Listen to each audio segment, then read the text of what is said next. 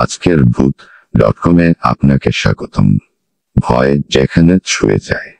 ভূত.কম। আজকের গল্পটা অনেক ভয়ঙ্কর হতে যাচ্ছে।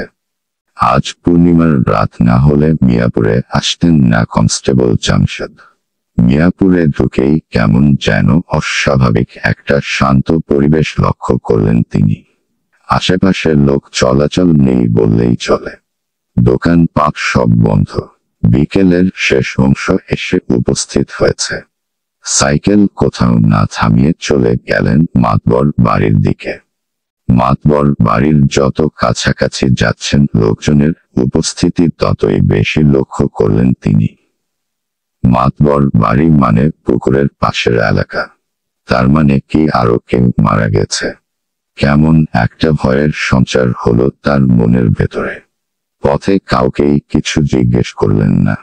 মাতবর বাড়িতে না ঢুকে লোকজনকে হোসেন মিয়ার বাড়ির দিক থেকে আসতে দেখে ওদিকেই গেলেন তিনি। হোসেন মিয়ার বাড়িটা অনেক দিন ধরে পরিত্যক্ত। বাড়ির উঠানে শুধু ময়নার কবর আছে। উঠানের বাইরে সাইকেল থামিয়ে এত মানুষের ভিড় থেকে অবাক হলেন তিনি। হোসেন মিয়ার বাড়িতে আবার কি হলো? তাকে আসতে দেখেই গ্রামের অর্ধেক লোক তাকে ঘিরে ধরে এখানে কি হচ্ছে শোনাতে লাগলো। এত মানুষের কথার শব্দ জগাখিচুড়ি তৈরি করলো একসাথে। কিছুই বুঝতে পারলেন না তিনি। একদম কবরের সামনে এসে হাজির হলেন। ময়নাকে যেখানে কবর দেওয়া হয়েছিল সেই জায়গাটা খোঁড়া দেখে হতচকিত হয়ে গেলেন তিনি। মুসলিম আর মোখলেস মাতবর হতাশ হয়ে দুটো চেয়ারে বসেছিলেন। কনস্টেবল জামশেদকে দেখতে পেয়ে এগিয়ে এলেন। তার কৌতূহলতা মেটাতে সব ঘটনা খুলে বললেন আজ বিকেলের পর থেকে এই পর্যন্ত ঘটা। হতভম্ব দেখালো জামশেদকে। উকি দিলেন তিনি নিচে। কবরের ভেতর সুড়ঙ্গ। আসলেই সুড়ঙ্গ। সেই সুড়ঙ্গে আবার শহর থেকে আসা এক তান্ত্রিক ঢুকেছে 1 ঘন্টা আগে। এখনো কোনো হদিস পাওয়া যাচ্ছে না তার। আর কবর খুঁড়ে ময়নার লাশের অবশিষ্টাংশ খুঁজে পাওয়া যায়নি। ময়নাকে কবর দেওয়ার সময় তিনিও উপস্থিত ছিলেন। পুলিশে চাকরি করলেও কবর দেখলে অসম্ভব ভয়ে পান জামশেদ। ভয়ে ভয়ে সেদিকে তাকিয়ে রইলেন। শুধু টহল দিতে এসেছিলেন তিনি, এমন একটা পরিস্থিতিতে পড়বেন আন্দাজও করতে পারেননি। ঘাবড়ে গেলেন তিনি। গ্রামের সবাই এখন কৌতূহলী হয়ে তার দিকে তাকিয়ে আছেন, অপেক্ষা করছেন এর কিছু একটা সমাধান তিনি করবেন এমন ভরসায়। বুঝতে পেরে ঘামতে শুরু করলেন জামশেদ। কবরের আশেপাশের লোকজনদের ধমকে সরালেন তিনি। মনে সাহস জুগিয়ে লাফিয়ে নামলেন কবরের ভেতর। সাইকেল থেকে তার টর্চ আনার হুকুম দিলেন একটা ছেলেকে। সুড়ঙ্গটার মুখের দিকে বড় চোখ করে তাকিয়ে রইলেন। এমন সুড়ঙ্গ কবরের ভেতর কিভাবে সৃষ্টি হলো? টর্চ হাতে পেতেই সুড়ঙ্গের ভেতরে টর্চের আলো ফেলে মাথা ঢুকিয়ে দিলেন। সমান্তরাল ভাবে আলো অনেক দূরে চলে গেছে। শেষ মাথা দেখা যাচ্ছে না। তার মানে বেশ বড় সুড়ঙ্গ পথ। অবাক করা বিষয়। কিন্তু ওই দুটো খুনের সঙ্গে ময়নার কবর খোঁড়ার সম্পর্ক কি?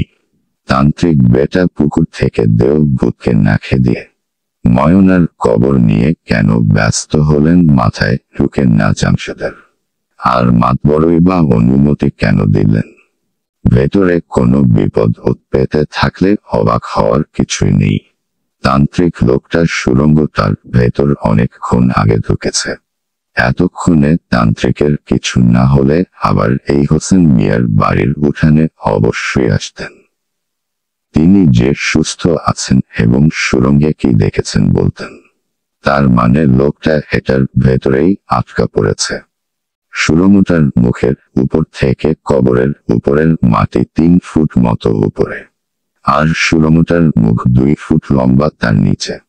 এখন কোদাল দিয়ে উপর থেকে খুঁড়ে খুঁড়ে উত্তর দিকে যেতে হবে সুড়ঙ্গটা কতদূর গিয়েছে বোঝার জন্য। আর কি উপায়? আরেকজনের সুড়ঙ্গের ভেতরে ঢুকে তান্ত্রিকের খোঁজ করা মানে বিপদ আরো বাড়ানো। সেও যদি আটকে পড়ে। কিসের না কিসের সুড়ঙ্গ। এখানে ফোনের নেটওয়ার্ক ভালো না যে থানায় কল দিয়ে সাহায্য আনবেন। সাইকেল চালিয়ে আবার যেতে হবে ওকে। মুসলিম মাতবর তার দিকেই চেয়ে আছেন উপর থেকে। তিনি কবরের ভেতর থেকেই মুসলিম মাতবরকে বললেন, কয়জন মাটি খোঁড়ার লোক জোগাড় করেন।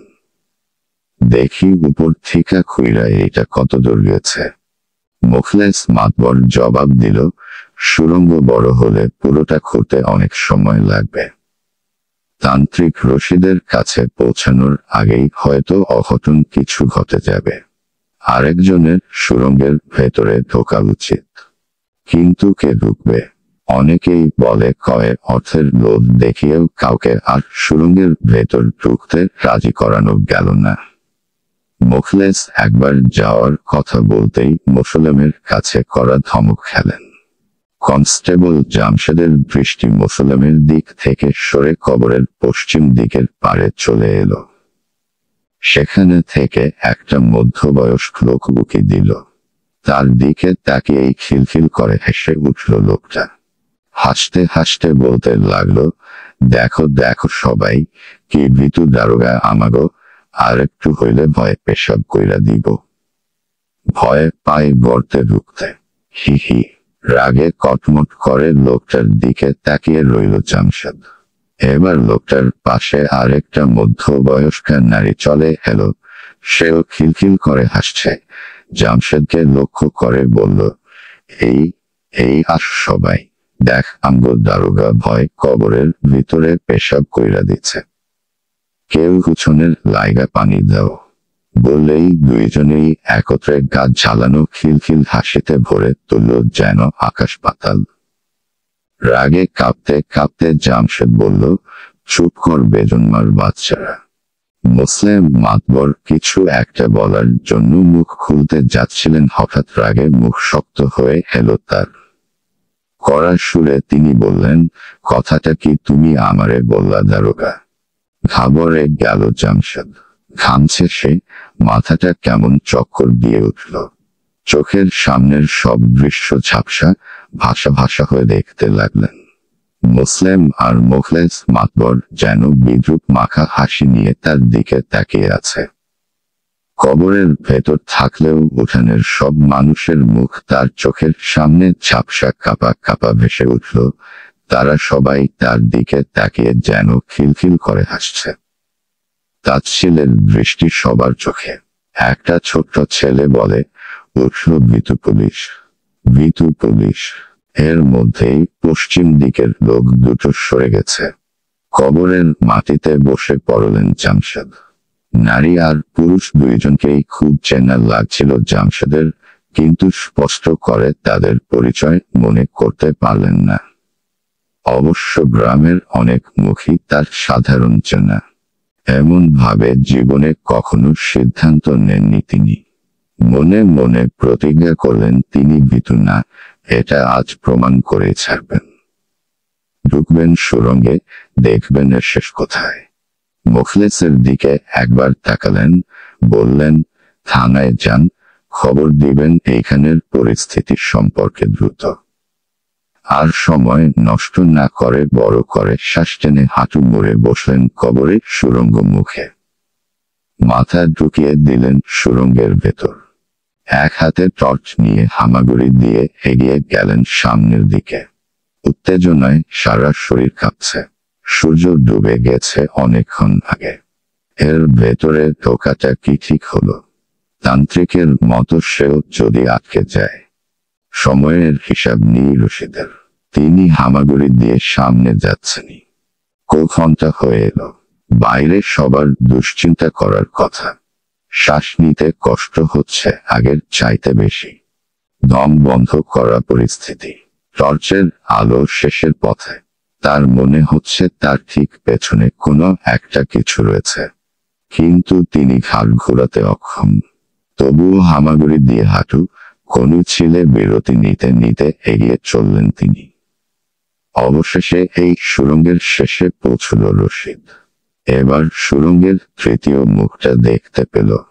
এটা কোনো দেয়ালে না, মাটির নিচের দিকে একটা গর্ত। দৈর্ঘ্য প্রস্থ তুলনামূলকভাবে বড়। টর্চের আলো ফেলতেই বুকটা ধক করে উঠল। নিচে অস্বচ্ছ পানি, মানে তার ধারণাটাই ঠিক। কবর থেকে সুড়ঙ্গটা এসে মিশেছে এই অভিশপ্ত পুকুরে। অলৌকিকতার এই শক্তি একটা মৃত লাশকে পুকুরে পৌঁছে দিয়েছে মাটির নিচে দিয়ে এত বড় সুড়ঙ্গ পথ করে। পূর্ণতা দান করেছে এক অশরীরী আত্মার সঙ্গে তার শরীরের পুনর্মিলন ঘটিয়ে। ময়না হয়ে উঠেছে এক ভয়ঙ্কর দেহ, যে কিনা তার মতো এক তান্ত্রিককেও প্রভাবিত করে। তার কবর খুঁড়িয়ে এই সুড়ঙ্গ পথ আবিষ্কার করিয়ে এই পর্যন্ত নিয়ে এসেছে। এর পেছনে কি পরিকল্পনা আছে ময়নার? সে টর্চ সহ 2 হাতের সাথে মাথা ঢুকিয়ে দিল গর্তের ভেতরে, তারপর পায়ের উপর থেকে ভর সরিয়ে শরীরের ভর মাথার দিকে চাপাতেই পুরো শরীর ঢুকে গেল গর্তে। কয়েক সেকেন্ড সময় লাগলো ছপ করে শব্দ হতে। তিনি পুকুরের গভীরে ডুবে গেলেন। পানির নিচেই কিছু দূর উল্টো দিকে সাঁতার কেটে এগোলেন। হাতের টর্চের মধ্যেই ডেথ হয়ে গেছে। ওটা ফেলে ধীরে ধীরে ভেসে উঠলেন পুকুরের উপর দিকে। পুকুরের উপর মাথা তুলতেই দেখলেন পুকুরের শেষ মাথায় ভেসে আছেন তিনি। ফোকে চাঁদের আলোয় চারপাশের প্রকৃতির সবকিছু স্পষ্ট দেখতে পাচ্ছেন। বুক উঠা নামা করছে দ্রুত শ্বাস নেওয়ায়। প্রথমে ঝাপসা মতো দেখলেন তাকে জামশেদ। পুকুরের অপর পারে পানিতে হাঁটু ডুবিয়ে বসে আছে একটা নারী। তিনি আচ্ছন্নের মতো ভাসতে ভাসতে পুকুরের মাঝে চলে এলেন। পুকুরের সামনের দিকে বসে থাকা নারী মূর্তিটা স্পষ্ট দেখতে পেলেন এবার জামশেদ। একটা কিশোরী মেয়ে, সালোয়ার কামিজ পরা। এই তো ময়না। প্রথমবার দেখলেও চিনে ফেললেন তিনি। এর মুখোমুখি হওয়ার জন্যই তো এত কিছু করেছেন। কিন্তু মেয়েটাকে দেখে মুখ দিয়ে একটা শব্দ বের করতে পারলেন না। শরীর গুলিয়ে উঠছে। পেটের ভেতর কিছু একটা মোচড়াচ্ছে, বমি হয়ে বেরিয়ে আসতে চাইছে। সুড়ঙ্গের ভেতর শ্বাসকষ্ট, তারপর ঝপ করে পুকুরে নামতেই নাক মুখ দিয়ে পানি ঢুকে গেছে। হঠাৎ পুকুরের উপরে উঠে দ্রুত শ্বাস নিয়েছেন। হাঁটু, কনুই সহ শরীরের নানা অংশ জ্বালা করছে। তার উপর সামনে ময়নাকে ওইভাবে পা ডুবিয়ে বসে থাকতে দেখে পুরো শরীর অবশ হয়ে এলো। সাথে অল্প একটু সামনে যাওয়ার শক্তিও নেই, না কুলাচ্ছে ভেসে থাকার শক্তিতে। বিস্মিত দৃষ্টিতে শুধু ময়নার দিকে তাকিয়ে রইলেন। ময়না একমনে পুকুরের পানির দিকে চেয়েছিল। এবার উঠে ধীরে ধীরে পুকুরের পানিতে নেমে এলো। পানিতে ভেসে এগিয়ে আসছে জামশেদ দিকে। শ্বাস নিতে ভুলে গেছেন জামশেদ। তার হাত পা সবকিছু অবশ। চোখ দিয়ে এখন সবকিছু ঝাপসা দেখছেন। ভেসে থাকার শক্তি নেই। ধীরে ধীরে পুকুরের পানির নিচে তলিয়ে যাচ্ছেন। জানেন, মৃত্যু অনিবার্য। আশেপাশে কেউ নেই সাহায্য করার মতো। পুকুরের পানির আরো নিচে তলিয়ে যাচ্ছেন জামশেদ। চোখ প্রায় লেগে এসেছে, নাক মুখ দিয়ে সমানে পানি ঢুকছে না। হালকা জ্ঞান আছে এখনো। হঠাৎ তিনি অনুভব করলেন পায়ে একটা হাতের স্পর্শ। না, স্পর্শ তাকে পানির নিচে টেনে নিচ্ছে না, ঠেলে তুলছে উপরে। পানির উপর আবার ভেসে উঠতেই কাশতে কাশতে পানি বের করলেন কিছুটা ফুসফুস থেকে। মিটিমিটি চোখে তাকালেন চারদিকে। ঝোপার পানি ছাড়া জ্যোৎস্নার পরিষ্কার আলোয় কিছুই আর নেই। পরিবেশ এত নিস্তব্ধ, নাকি তার কান বন্ধ হয়ে গেছে জানেন না। পায়ের সেই শীতল স্পর্শ এবার কোমরে পেলেন। তাকে ঠেলে কিনারের দিকে নিয়ে যাওয়া হচ্ছে। পুকুরের একদম পাড়ে এসে পড়ার পর জোরালো একটা ধাক্কা খেয়ে ডাঙায় উপুর হয়ে পড়লেন তিনি। নিশ্চিত মৃত্যুর হাত থেকে রক্ষা। কোনো মতে ঘাড় ঘুরিয়ে পুকুরের দিকে তাকালেন। পুকুরের পানি থেকে একটা কিশোরী মেয়ের মাথা উঠে এলো। ময়না। জলজল চোখে জামশেদের দিকে তাকিয়ে আছে। ওই চোখে হিংস্রতা আছে, কিন্তু জামশেদের জন্য নয়। মেয়েটাকে ভয়ঙ্কর লাগছে না তার কাছে। কিছু বলবে ও? কি মায়া ভরা মুখ। ধীরে ধীরে ডুবে গেল মাথাটা পানির নিচে। 15 মিনিট ডাঙায় ওভাবেই পড়ে রইলেন জামশেদ। নড়ার সামান্য শক্তিও পেলেন না। ধীরে ধীরে শরীরে কিছুটা আরাম পাচ্ছেন। উঠে দাঁড়ালেন। টলতে টলতে রওনা হলেন হোসেন মিয়ার বাড়ির দিকে। ওখানে এতক্ষণে হয়তো দুশ্চিন্তায় পড়ে গিয়েছে সবাই। আরো একটা ভয়ঙ্কর কিছুর আশঙ্কা তাকে গিলে খাচ্ছে। কিছু একটা ভয়ঙ্কর ঘটছে, অথচ তিনি ধরতে পারছেন না। এমন একটা অনুভূতি নিয়ে এগিয়ে যাচ্ছেন জামশেদ হোসেন মিয়ার বাড়ির দিকে। রাত